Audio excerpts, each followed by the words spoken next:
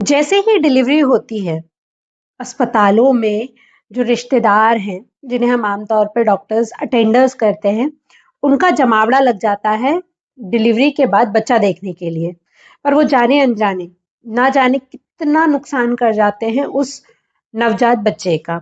कुछ set of rules हैं जो हॉस्पिटल्स में फॉलो किए जाते हैं, जिससे बच्चे के स्वास्थ्य पे आने वाले पूरे जीवन पे कोई इफेक्ट ना हो, और ये हम सभी को फॉलो करने चाहिए जिनके घर में डिलीवरी होने वाली है, हुई है, या अभी जो हॉस्पिटल में एडमिट हुए हैं।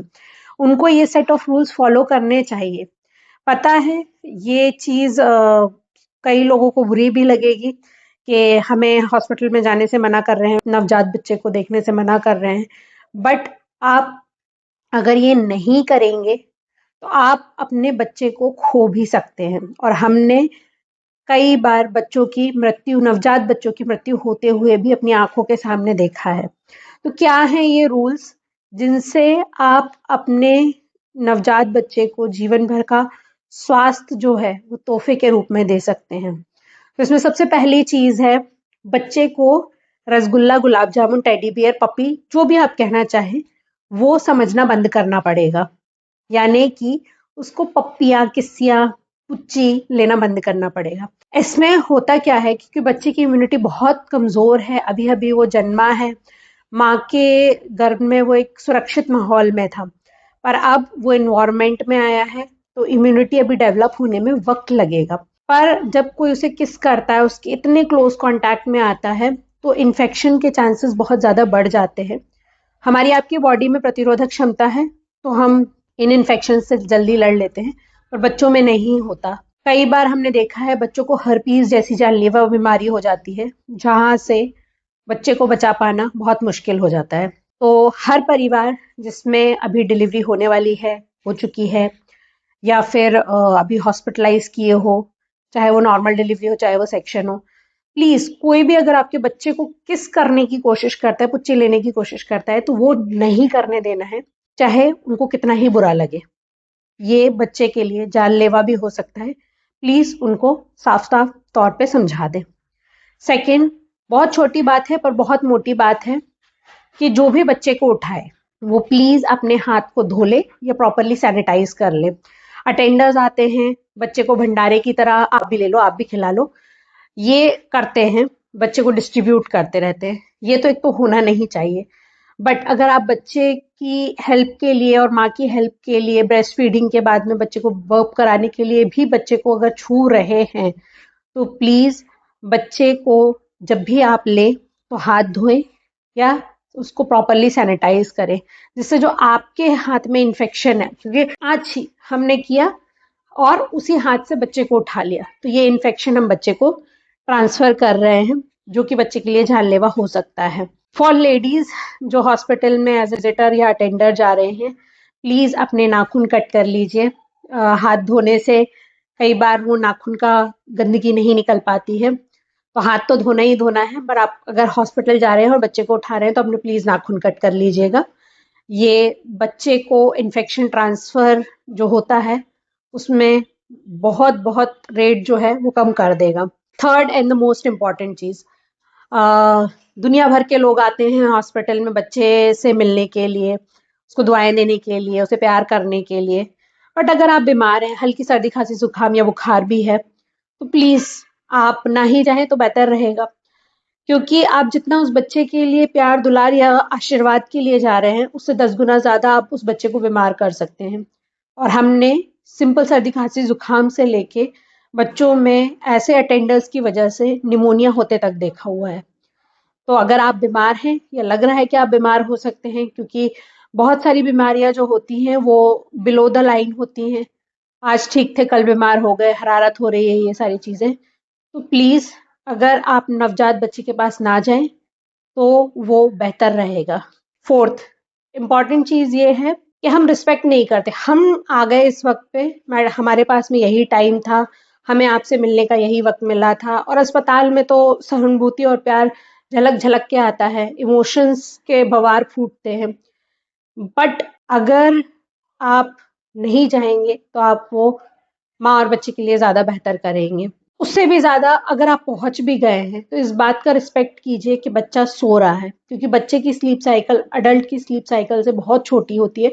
अडल्ट की स्लीप साइकिल जो है वो 90 मिनट्स टू 100 मिनट्स की होती है, बच्चों की सिर्फ़ और सिर्फ़ 19 मिनट्स टू 20 मिनट्स की होती है। तो अगर आप बच्चे की स्लीप साइकिल बार-बार डिस्टर्ब करेंगे, तो वो बच्चा न्यूरोनल डेवलपमेंट में डिले कर सकता है और ये स्टडीज़ में शो भी हुआ है।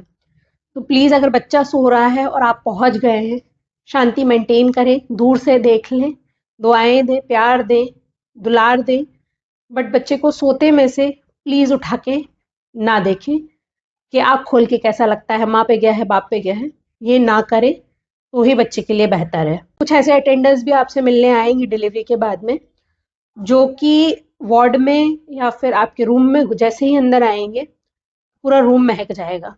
प्लीज़ ऐसे लोगों को अपने बच्चे से काफ़ी दूर रखें, इनफैक्ट कोसों दूर रखें, क्योंकि इतनी स्ट्रॉन्ग प्रेगनेंसीज़ के लिए बच्चा बहुत ज़्यादा आतुर हो सकता है, एंजाइटी हो सकती है उसको और बच्चा एक्सप्रेस नहीं कर पाएगा और उनमें इतने केमिकल्स होते हैं जो बच्चे को लॉन्ग टर्म इफ़ेक्ट कर सकते हैं। तो ये हार्ड परफ्यूम्स वाले महकते झमकते हुए लोग अगर आप अपने बच्चे के पास में ना आने दें तो बेहतर रहेगा। छठवा जो बहुत लोग गलती करते हैं कि हम अपने बिजी शेड्यूल से वक्त निकाल के आपको मिलने आए हैं, अभी 2 मिनट रुक जाइए, दूध पिलाना बाद में भी हो सकता है, हमें बच्चे को देख लेने दीजिए, हमें बच्चे को खिला लेने दीजिए। ऐसे लोगों को तो आपको स्ट्रिक्टली नो बोल देना चाहिए, क्योंकि अगर बच्चा भूखा है और उसको टाइम पे फीड नहीं मिलेगा तो उसकी साइकिल डिस्टर्ब होंगी और जो आगे चल के बच्चे को प्रॉब्लम कर सकती हैं। तो जो लोग माँ और बच्चे का फीडिंग टाइम को रिस्पेक्ट नहीं कर सकते, उनको ना बोलने में कोई बुराई नहीं है। सातवां, जितना हो सके उतने कम अटेंडर आए अस्पताल में, सबसे बेहतर रहेगा। स्टार्टिंग के स्पेशली 1 महीने तक मिनिमम विजिटर्स रहे, वो ज़्यादा बेहतर रहेगा। बट अगर विजिटर आते भी हैं, तो बच्चे को भंडारे के प्रसाद की तरह आप भी करना देना बंद करें और जितना हो सके उनका जो विजिटिंग आवर्स है या जो विजिटिंग टाइम है उनको शॉर्ट रखें, जिससे बच्चे को इन्फेक्शन और रेस्ट प्रॉपर मिले, प्रॉपर टाइम पे फीड्स मिल पाए। तो अगर उनका अटेंडिंग आवर भी है तो वो जितना कम हो सके उतना कम रखें। Eighth and the most important one, हमने आजकल बहुत आमतौर पे देखा है ये वार्ड पे, जैसे ही बच्चा दिया नहीं कि दुनिया भर के फोटो क्लिक्स, दुनिया भर के वीडियो कॉल्स चालू हो जाते हैं। अरे देखो ये मम्मा पे गया है, देखो इसकी नोजी पापा पे गई है, ये सारे वीडियो कॉल्स चालू हो जाते हैं। इसमें हो क्या रहा है, सिंस आपका फोन एक तो बहुत ज्यादा गंदा होता है, ये टॉयलेट सीट से भी ज्यादा गंदा होता है, तो इन्फेक्शन का चांसेस प्लस जो अल्ट्रा वायलेट रेडिएशंस हैं, जो फ्रीक्वेंसी पे फोन्स अपने वाइब्रेशंस कलेक्ट करते हैं या जिससे नेटवर्क आपके आते हैं, वो बच्चे के न्यूरनल डेवलपमेंट, इनफैक्ट हेड के स्कल का जो बोन है उसको भी हैम्पर करते हैं। तो आप जिंदगी भर के लिए उस बच्चे को दिमागी रूप से एक ट्रॉमा देके जा रहे हैं। तो ये करना प्लीज बंद करें। अब अटेंडर्स के लिए ये सेट ऑफ रूल्स हो गए हैं, इसका मतलब ये नहीं है कि माँ और बच्चे के पास में कोई नहीं रहना चाहिए। डिलीवरी के बाद चाहे वो ऑपरेशन से हो चाहे वो नॉर्मल वेजाइनल डिलीवरी हो, माँ और बच्चे को सपोर्ट की जरूरत है।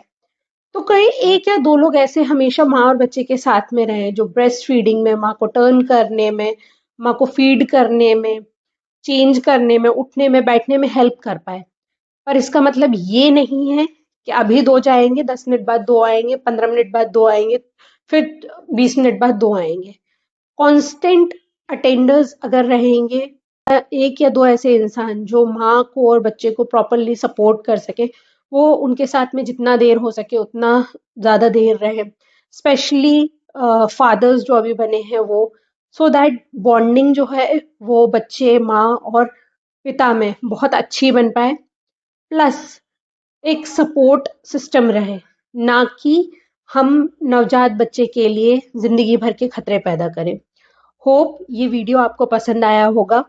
हम स्वस्थ भारत का सपना देख रहे हैं, जिसकी शुरुआत होती है एक स्वस्थ गर्भावस्था से, एक स्वस्थ नवजात शिशु से।